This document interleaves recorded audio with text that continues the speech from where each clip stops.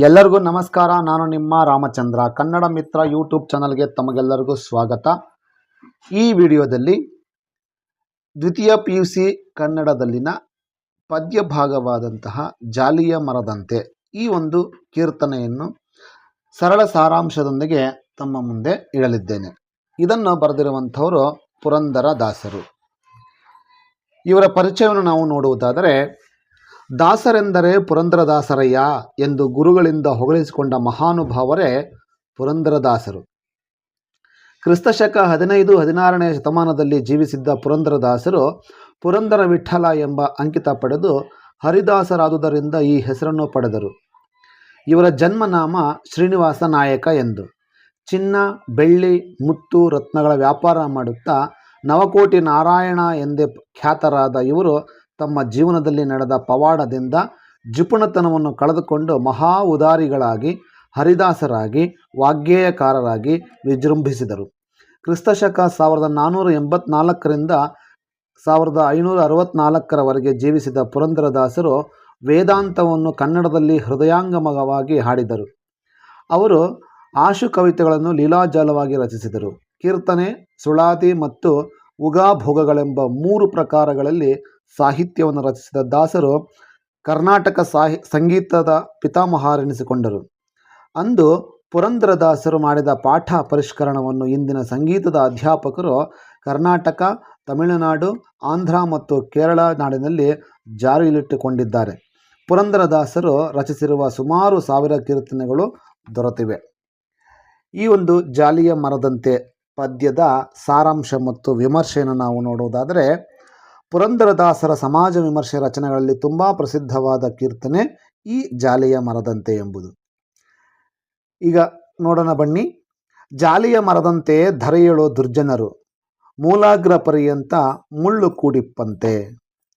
ಇದರ ಸಾರಾಂಶವನ್ನು ಮತ್ತೆ ಇದನ್ನು ನಾವು ಸರಳವಾಗಿ ನೋಡುವುದಾದರೆ, ಪುರಂದರದಾಸರು ಕೆಟ್ಟವರನ್ನು, ದುರ್ಜನರನ್ನು ಜಾಲಿಯ ಮರದಂತೆ ಎಂದು ಟೀಕೆ ಮಾಡಿದ್ದಾರೆ. ಜಾಲಿಯ ಮರವು ಬುಡದಿಂದ ತುದಿಯವರೆಗೂ ಮುಳ್ಳನ್ನು ತುಂಬಿಕೊಂಡಿರುತ್ತದೆ. ಇದೇ ರೀತಿ ದುರ್ಜನರೂ ಕೂಡ ಅಡಿಯಿಂದ ಮುಡಿಯವರೆಗೂ ಕೆಟ್ಟ ವಿಚಾರಗಳನ್ನೇ ತುಂಬಿಕೊಂಡಿರುತ್ತಾರೆ. ಜಾಲಿ ಮರ ಹೇಗೆ ಎಲ್ಲದಕ್ಕೂ ನಿರುಪಯುಕ್ತವೋ ಹಾಗೆ ದುರ್ಜನರಿಂದ ಸಮಾಜಕ್ಕೆ ಯಾವುದೇ ಉಪಯೋಗವಿಲ್ಲ. ಜಾಲಿ ಮರ ಮತ್ತು ದುರ್ಜನರು ಧರೆಯುಳಿರುವುದು ವ್ಯರ್ಥ ಎಂಬುದು ಪುರಂದರದಾಸರ ಅಭಿಪ್ರಾಯವಾಗಿದೆ. ಇನ್ನು 2ನೇ ಕೀರ್ತನೆ ಹೀಗಿದೆ: ಬಿಸಿಲಲ್ಲಿ ಬಳಲಿ ಬಂದವರೆಗೆ ನೆರಳಿಲ್ಲ, ಹಸಿದು ಬಂದವರೆಗೆ ಹಣ್ಣು ಇಲ್ಲ, ಕುಸುಮ ವಾಸನೆ ಇಲ್ಲ, ಕೂಡಲು ಸ್ಥಳವಿಲ್ಲ, ರಸದಲ್ಲಿ ಸ್ವಾದವೂ ವಿಷದಂತೆ ಇರುತ್ತಿಹ. ಈ ಕೀರ್ತನೆಯು ಕವಿಯು ಜಾಲಿಯ ಮರದ ಸ್ವರೂಪವನ್ನು ವಿವರಿಸಿ ಅದರ ನಿರರ್ಥಕತೆಯನ್ನು ನಿರೂಪಿಸಿದ್ದಾರೆ. ಬಿಸಿಲಲ್ಲಿ ಬಳಲಿ ಬಂದವರಿಗೆ ಜಾಲಿಯ ಮರ ನೆರಳನ್ನು ಒದಗಿಸುವುದಿಲ್ಲ. ಹಸಿವು ಎಂದು ಬಂದವರಿಗೆ ಜಾಲಿಯ ಮರ ಹಣ್ಣನ್ನು ನೀಡಿ ಸಲಹುವುದಿಲ್ಲ.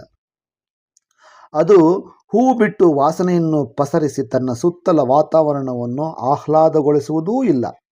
ಜಾಲಿಯ ಮರದ ಕೆಳಗೆ ನೆರಳು ಸ್ವಲ್ಪವಾದರೂ ಸಿಗದೆ ಯಾರೂ ಕುಳಿತುಕೊಳ್ಳಲು ಆಗದು. ಇನ್ನು ಜಾಲಿಯ ಮರದ ರಸವೋ ವಿಷದಂತೆ ಕಹಿಯಾಗಿದ್ದು ಆಸ್ವಾದಿಸಲು ಸಾಧ್ಯವಿಲ್ಲ. ಹೀಗೆ ಜಾಲಿಯ ಮರವು ಈ ಮೇಲೆ ವಿವರಿಸಿರುವ ಯಾವ ಅರ್ಥದಲ್ಲಿಯೂ ಉಪಯೋಗಕ್ಕೆ ಬಾರದೆ ಭೂಮಿಯ ಮೇಲೆ ನಿರುಪಯುಕ್ತವಾಗಿ ಎಲ್ಲೆಂದರಲ್ಲಿ ಬೆಳೆದಿರುತ್ತದೆಂದು ಪುರಂದರದಾಸರು ವಿವರಿಸಿದ್ದಾರೆ. ಇನ್ನು ಮುಂದಿನ ಭಾಗ: ಊರ ಹಂದಿಗೆ ಷಡ್ರಸಾನ್ನವನ್ನಿಕ್ಕಲು ನಾರುವ ದುರ್ಗಂಧ ಬಿಡಬಲ್ಲುದೆ, ಘೋರ ಪಾಪಿಗೆ ತತ್ವಜ್ಞಾನವ ಪೇಳಲು ಕ್ರೂರ ಕರ್ಮವ ಬಿಟ್ಟು ಸುಜನನಾಗುವನೇ. ಇದರ ಅರ್ಥವನ್ನು ನಾವು ನೋಡುವುದಾದರೆ, ಕೆಟ್ಟ ಗುಣಗಳನ್ನು ಹೊಂದಿರುವ ಸಮಾಜ ಕಂಟಕರನ್ನು ಏನು ಮಾಡಿದರೂ ಬದಲಾಯಿಸಲು ಸಾಧ್ಯವಿಲ್ಲವೆಂಬುದನ್ನು ಕವಿ ಈ ಭಾಗದಲ್ಲಿ ವಿವರಿಸಿದ್ದಾರೆ.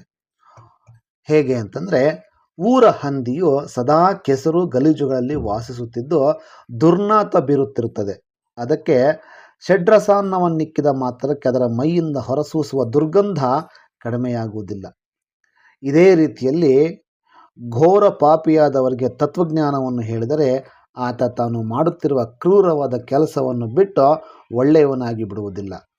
ಮೂಲ ಗುಣಗಳನ್ನು ಉಪದೇಶದ ಮಾತುಗಳಿಂದ ಬದಲಾಯಿಸುವುದು ತುಂಬ ಕಷ್ಟ ಮತ್ತು ಅದರಿಂದ ಉಪಯೋಗವಿಲ್ಲವೆಂದು ಪುರಂದರದಾಸರು ಹೇಳಿದ್ದಾರೆ. ಮುಂದಿನ ಭಾಗ ಹೀಗಿದೆ: ತನ್ನಿಂದ ಉಪಕಾರ ತೊಟಕಾದರೂ ಇಲ್ಲ, ಭಿನ್ನಾಣದ ಮಾತಿಗೆ ಕೊನೆಯಿಲ್ಲ. ಅನ್ನಕ್ಕೆ ಸೇರಿದ ಕುನ್ನಿ ಮಾನವರಂತೆ ಇನ್ನಿವರ ಕಾರ್ಯವು ಪುರಂದರ ವಿಠಲ. ಇದರ ಸಾರಾಂಶವನ್ನು ನಾವು ನೋಡುವುದಾದರೆ, ಜಾಲಿಯ ಮರದಂತೆ ನಿರುಪಯುಕ್ತವಾಗಿ ಬದುಕುವ ದುರ್ಜನರಿಂದ ಸ್ವಲ್ಪವೂ ಸಮಾಜಕ್ಕೆ ಉಪಯೋಗವಿಲ್ಲವೆಂಬುದು ಇದರ ಮೌಲ್ಯ. ಆದರೂ ದುರ್ಜನರು ತಮ್ಮನ್ನು ತಾವೇ ಹೊಗಳಿಕೊಳ್ಳುವ ಭಿನ್ನಾಣದ ಮಾತುಗಳನ್ನು ಆಡುತ್ತಾರೆ. ಯಾರಿಂದ ಸಮಾಜಕ್ಕೆ ಲಾಭವಿದೆಯೋ ಅಂಥವರಿಗೆ ಗೌರವ ಮಾನ್ಯತೆಗಳು ಸಿಗುವುದಿಲ್ಲ, ಬದಲಿಗೆ ಅಪಾತ್ರರಾದವರಿಗೆ ಅವು ಸಲ್ಲುತ್ತವೆ. ದುರ್ಜನರು ಸಮಾಜಕ್ಕೆ ಹೊರೆ. ಅನ್ನ ತಿನ್ನಲು ಕಚ್ಚಾಡುವ ನಾಯಿಗಳಂತೆ ದುರ್ಜನರು ತಮ್ಮ ಬೇಳೆ ಬೇಯಿಸಿಕೊಳ್ಳಲು ಹೋರಾಡುತ್ತಾರೆ. ಇದರಿಂದ ಸಮಾಜಕ್ಕೆ ಯಾವ ಪ್ರಯೋಜನವೂ ಇಲ್ಲ. ಹೇಗೆ ಜಾಲಿ ಮರವು ನಿರರ್ಥಕವಾಗಿ ಧರೆಯಲ್ಲೇ ಬೆಳೆಯುವುದೋ ಹಾಗೆ ದುರ್ಜನರು ಸಮಾಜದಲ್ಲಿ ಬದುಕುವರೆಂದು ಪುರಂದರದಾಸರು ವಿವರಿಸಿದ್ದಾರೆ. ಸಮಾಜ ಕಂಟಕರನ್ನು ಚುಚ್ಚಿ ನೋಯಿಸುವ ಜಾಲಿ ಮರದ ಮುಳ್ಳಿನೊಂದಿಗೆ ಸಮೀಕರಿಸಿರುವುದು ಔಚಿತ್ಯಪೂರ್ಣವಾಗಿದೆ. ಪ್ರೀತಿಯ ಮಕ್ಕಳೇ, ಇದಿಷ್ಟು ಜಾಲಿಯ ಮರದಂತೆ ಎಂಬ ಕೀರ್ತನೆಯ ಸರಳ ಮತ್ತು ಸುಂದರವಾದಂತಹ ಸಾರಾಂಶ ಆಗಿತ್ತು. ಇದನ್ನು ನಿಮ್ಮ ಮುಂದೆ ಇಡಲಿದ್ದೇನೆ. ಈಗ ಈ ಒಂದು ವಿಡಿಯೋ ನಿಮಗೆ ಉಪಯೋಗವಾಗಿದ್ದಲ್ಲಿ ಒಂದು ಲೈಕನ್ನು ಮಾಡಿ ಮತ್ತು ನಿಮ್ಮ ಸ್ನೇಹಿತರಿಗೆ ಹಂಚಿಕೊಳ್ಳಿ, ಮತ್ತು ಸಬ್ಸ್ಕ್ರೈಬ್ ಮಾಡಿಕೊಂಡಿಲ್ಲ ಅಂತಂದರೆ ಸಬ್ಸ್ಕ್ರೈಬ್ ಮಾಡಿಕೊಳ್ಳಿ ಅಂತ ಹೇಳ್ತಾ, ಇದೇ ರೀತಿಯ ಮತ್ತೊಂದು ವಿಡಿಯೋದಲ್ಲಿ ನಿಮ್ಮ ಮುಂದೆ ಬರುತ್ತೇನೆ. ಅಲ್ಲಿವರೆಗೂ ಧನ್ಯವಾದಗಳು. ನಮಸ್ಕಾರ.